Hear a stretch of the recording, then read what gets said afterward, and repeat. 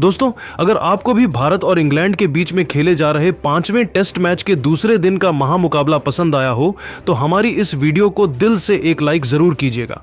आज के इस वीडियो का लाइक टारगेट सिर्फ और सिर्फ 3000 लाइक्स है, तो लाइक करना तो बिल्कुल भी मत भूलिएगा। अब आपका ज्यादा समय न लेते हुए फटाफट दूसरे दिन के सुपर एक्साइटिंग हाइलाइट्स को दिखाते हैं।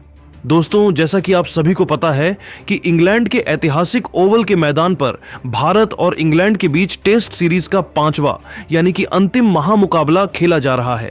इस महामुकाबले में इंग्लैंड की टीम ने टॉस जीतकर गेंदबाजी करने का फैसला किया था, जो कि काफी अच्छा साबित हुआ। पहले बल्लेबाजी करने के लिए उतरी भारतीय टीम की शुरुआत ज्यादा अच्छी नहीं रही, लेकिन इसके बाद करुण नायर और वॉशिंगटन सुंदर ने मिलकर टीम इंडिया की पारी को संभाल लिया।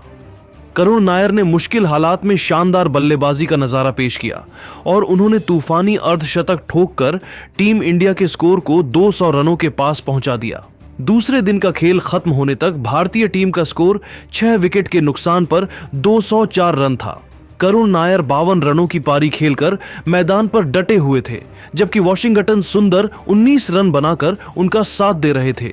दूसरे दिन का खेल शुरू हुआ तो इंग्लैंड की रणनीति यही थी कि भारतीय टीम की पारी को जल्दी समाप्त किया जाए, जबकि नायर और सुंदर दोनों खिलाड़ियों ने टीम इंडिया के स्कोर को आगे बढ़ने का पूरा मन बना लिया था।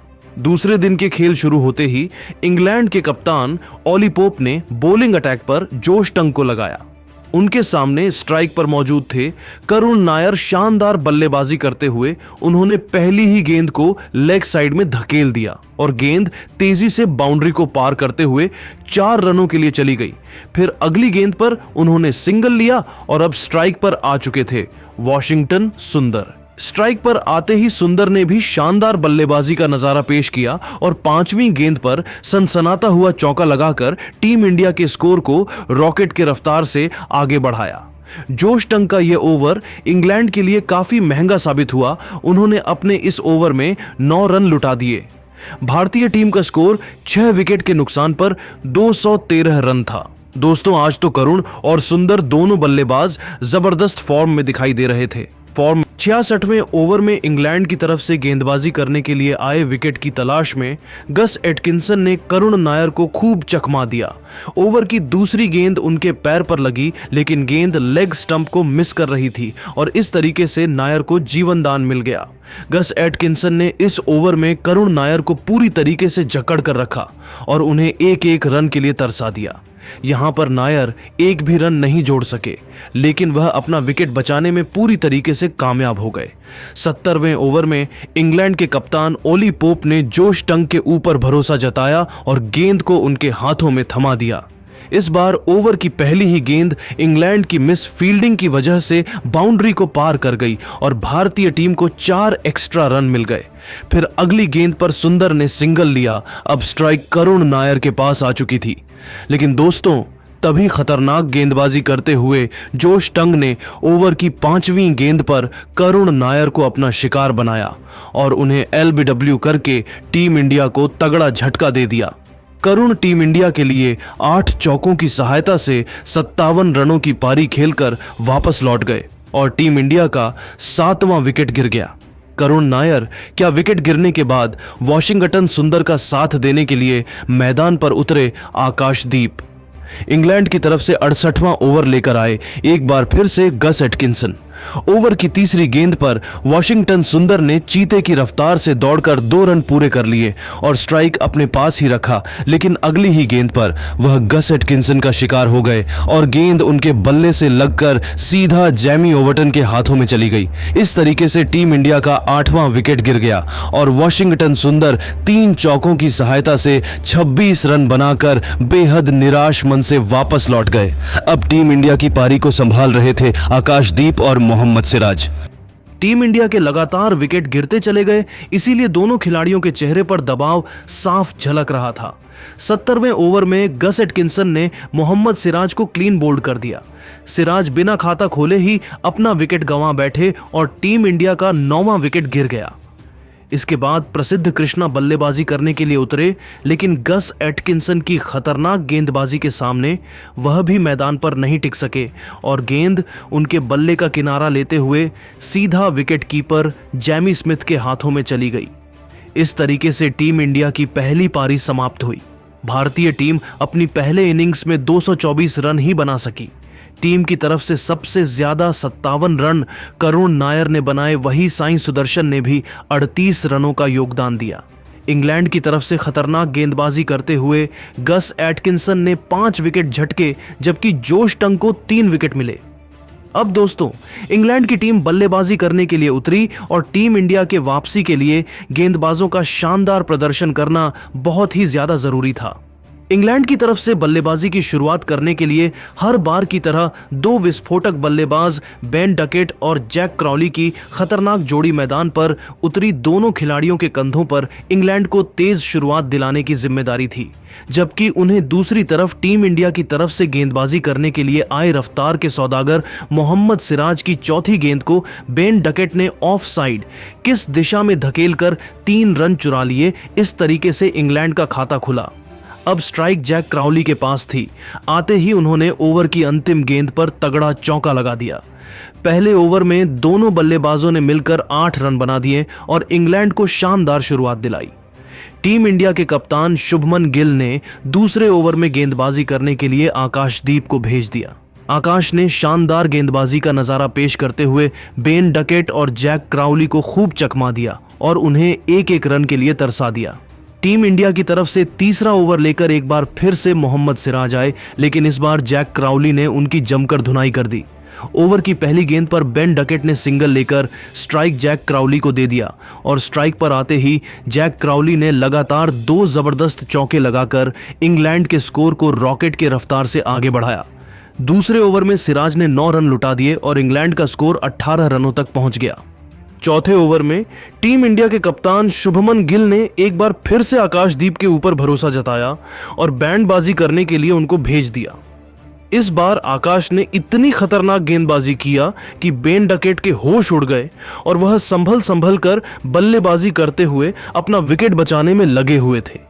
लेकिन ओवर की अंतिम गेंद पर उन्होंने गगनचुंबी छक्का लगाकर इंग्लैंड के स्कोर को 24 रनों तक पहुंचा दिया। टीम इंडिया की तरफ से 5वां ओवर लेकर आए मोहम्मद सिराज ने शुरुआती 4 गेंदों में एक भी रन नहीं बनने दिया, लेकिन 5वीं गेंद पर जैक क्राउली ने जबरदस्त चौका जड़कर इंग्लैंड के स्कोर को तेजी से आगे बढ़ाया। 6वें ओवर में बेन डकेट ने तूफान मचाकर रख दिया, जहां पर टीम इंडिया की तरफ से गेंदबाजी कर रहे थे आकाशदीप। ताबड़तोड़ अंदाज में बल्लेबाजी करते हुए बेन डकेट ने ओवर की दूसरी गेंद पर तगड़ा चौका लगाया। फिर चौथी गेंद को भी उन्होंने चौके में तब्दील कर दिया। इसके बाद भी उनका तूफान रुकने का नाम नहीं लिया और 5वीं गेंद पर एक और खतरनाक चौका लगाकर आकाशदीप को घुटने टेकने के लिए मजबूर कर दिया। बेन डकेट ने आकाशदीप की बखिया उधेड़ते हुए इस ओवर में अकेले 12 रन जोड़कर इंग्लैंड के स्कोर को 40 रनों तक पहुंचा दिया। दोस्तों, जैक क्राउली और बेन डकेट दोनों बल्लेबाज पूरी तरीके से मैदान पर सेट हो चुके थे और इंग्लैंड के स्कोर को तेजी से आगे बढ़ा रहे थे, जबकि दूसरी तरफ टीम इंडिया को लगातार विकेट की तलाश थी। 7वें ओवर में टीम इंडिया के कप्तान शुभमन गिल ने रणनीति बनाई और फील्डिंग में बदलाव किया। साथ ही बॉलिंग अटैक पर मोहम्मद सिराज को लगाया, लेकिन जैक क्राउली ने ओवर की पहली ही गेंद पर तगड़ा चौका लगाकर टीम इंडिया की सारी रणनीतियों पर पानी फिर दिया। इसके बाद चौथी गेंद पर उन्होंने सिंगल लिया। अब स्ट्राइक पर आ चुके थे बेन डकेट। स्ट्राइक पर आते ही उन्होंने ओवर की अंतिम गेंद पर खतरनाक छक्का लगा दिया। अब इंग्लैंड का स्कोर 50 रनों के पार पहुंच चुका था।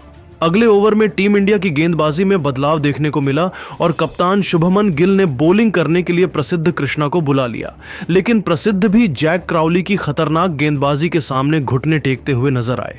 जैक क्राउली ने शानदार बल्लेबाजी करते हुए इस ओवर में 2 तगड़े चौके लगाए। इस तरीके से प्रसिद्ध गई टीम इंडिया को विकेट नहीं दिला सके और 8 रन खर्च करके निराशा मन से वापस लौट गए।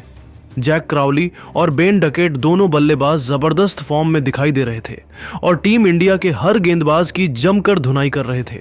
11वें ओवर में टीम इंडिया की तरफ से विकेट की तलाश में आकाशदीप ने गेंदबाजी किया, लेकिन यहां भी दोनों खिलाड़ियों का बल्ला रुकने का नाम नहीं लिया।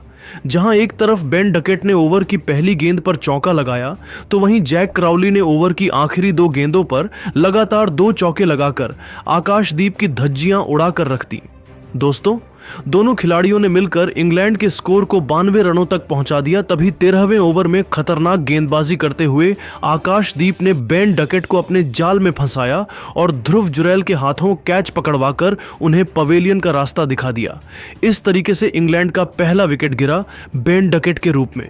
डकेट 43 रनों की पारी खेलकर वापस लौट गए। बेन डकेट का विकेट गिरने के बाद इंग्लैंड की तरफ से बल्लेबाजी करने के लिए उतरे ओली पोप। आकाशदीप ने अपने इस ओवर में 1 रन खर्च करके बेन डकेट के रूप में टीम इंडिया को पहली सफलता दिलाई। अगले ओवर में टीम इंडिया की तरफ से गेंदबाजी करने के लिए आई प्रसिद्ध कृष्णा, लेकिन ओली पोप चेहरे पर विकेट गिरने का दबाव बिल्कुल भी नहीं दिख रहा था और उन्होंने ओवर की चौथी गेंद पर शानदार चौका लगाकर अपना खाता खोला। इंग्लैंड का स्कोर 100 रनों के बेहद करीब पहुंच चुका था। टीम इंडिया की तरफ से 15वां ओवर लेकर आया। आकाशदीप ओवर की पहली गेंद पर जैक क्राली ने सिंगल लेकर स्ट्राइक ओली पोप को दे दिया। ताबड़तोड़ अंदाज में बल्लेबाजी करते हुए ओली पोप ने ओवर की चौथी गेंद को लेग साइड में धकेल दिया। हालांकि शानदार फील्डिंग करते हुए सिराज ने गेंद को रोक दिया, लेकिन तब तक ओली पोप ने दौड़कर 3 रन पूरे कर लिए। अगली गेंद पर जैक क्राली ने चौका लगा दिया। इसी के साथ उन्होंने अपने टेस्ट करियर का 19वां अर्धशतक ठोक दिया। दोस्तों, मुकाबला आगे बढ़ता गया और दोनों खिलाड़ी मैदान पर डटे रहे। शानदार बल्लेबाजी करते हुए जैक क्राली और ओली पोप ने इंग्लैंड के स्कोर के 109 रनों तक पहुंचा दिया। इसी के साथ लंच ब्रेक हो चुका था।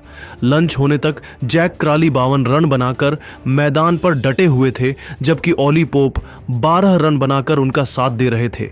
लेकिन दोस्तों, अब आप सभी को क्या लगता है, भारत और इंग्लैंड के बीच खेले जा रहे इस 5वें टेस्ट मैच को कौन सी टीम जीतेगी? आप खुद नीचे कमेंट करके बताइए और ऐसी ही नई वीडियो के लिए हमारे चैनल को जरूर सब्सक्राइब करिए। धन्यवाद।